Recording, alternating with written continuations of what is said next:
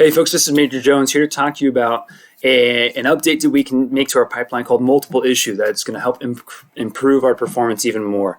So, pardon me, today we're going to describe what it means for a microarchitecture to be multiple issue, also known as superscalar, and show how that improves our performance. And then we're going to describe the difference between static and dynamic instruction issuing, which is an issue we have to describe when we're using this architecture, and unfortunately, in making a pipeline multiple issue, we have to address what is sort of a new variation of a data hazard, so we're aware of what trouble we might run into. So, okay, let's get started.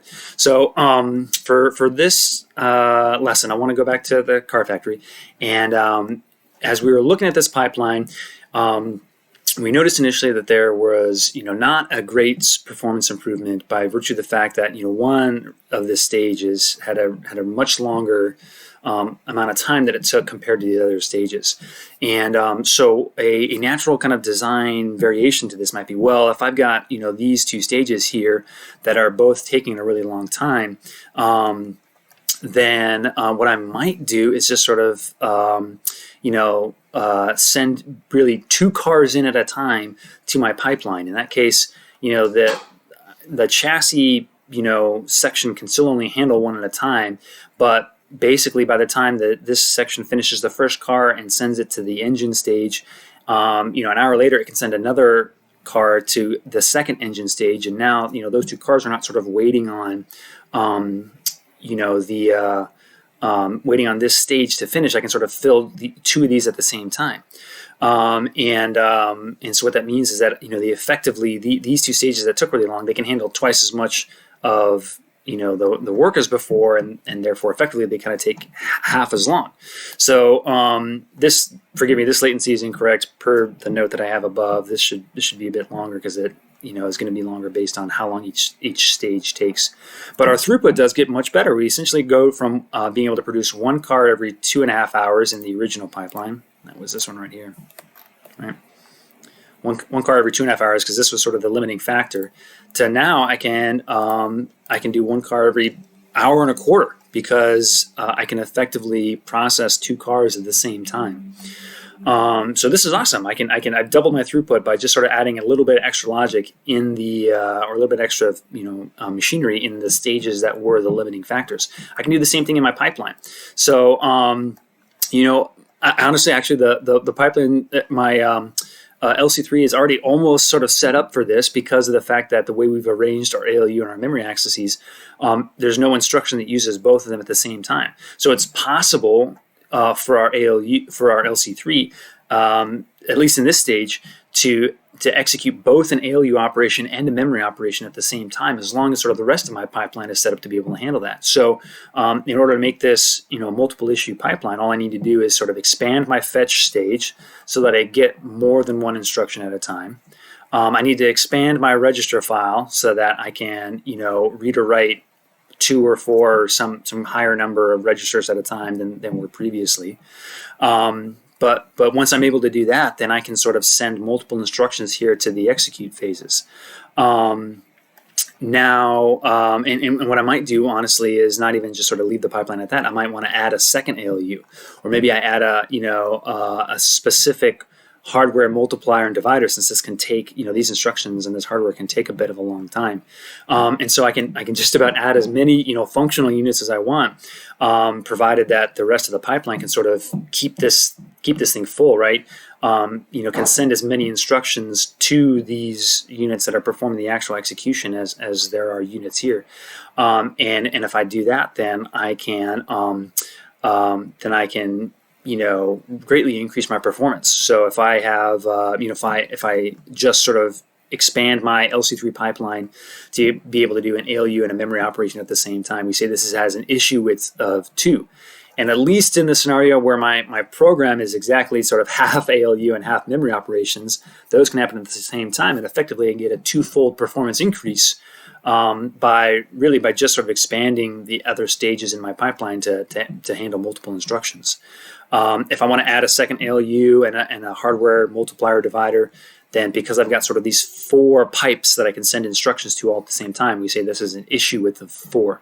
And again, in sort of the theoretical ideal where I have my memories composed exactly of half ALU instructions, a quarter memory operations, and a quarter multiplies and divides, then I should see a 4 times performance increase in my pipeline by just adding a little bit of extra hardware.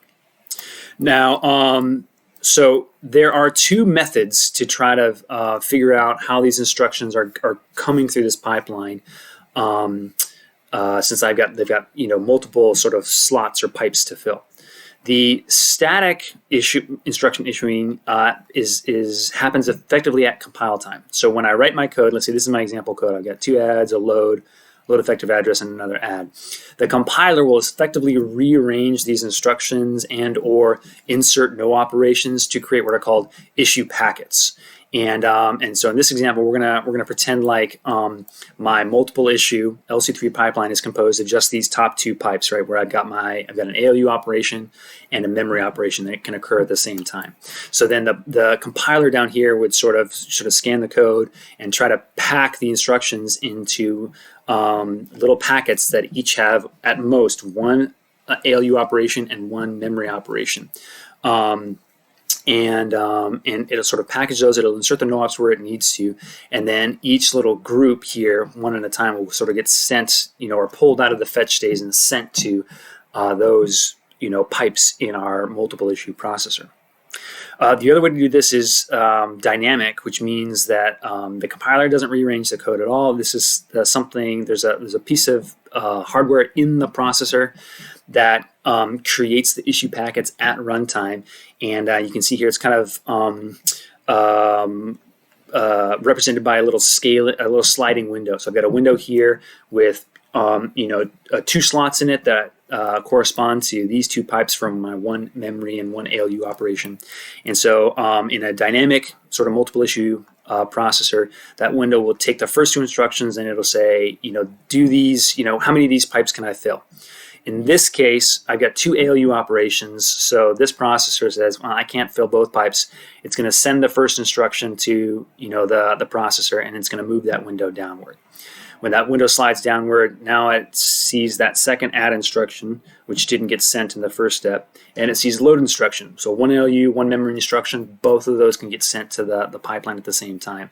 And then lastly, that window slides down to the next instructions, which in this case are an ALU operation. And load effective address isn't really a memory operation, but it doesn't really require anything except the evaluate address, which I've included here sort of along the memory pipeline since there are no ALU operations that use the evaluate address step also, so these 2 kind of go together.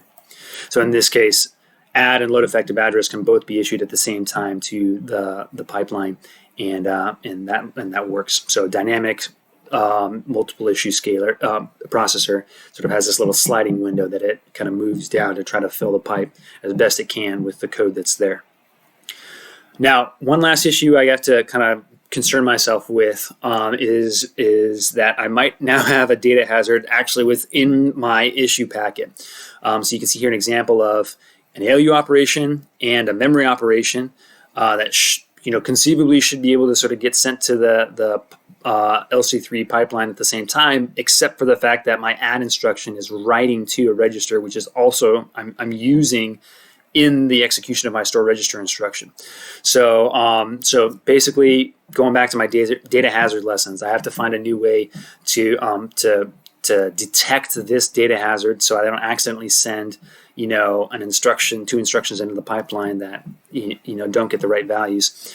And like the previous lessons, there are lots of ways I can do with this. I can just sort of stall the pipeline, or just sort of like put these 2 instructions in different issue packets, or maybe I can forward in a way that makes this make sense. But it's a data hazard that I have to deal with. All right, so that's multiple issue, or otherwise known as superscalar processors. I basically just improve my performance by adding multiple execution paths to be able to execute multiple instructions at the same time. That's all I got, folks. I'll see you next time.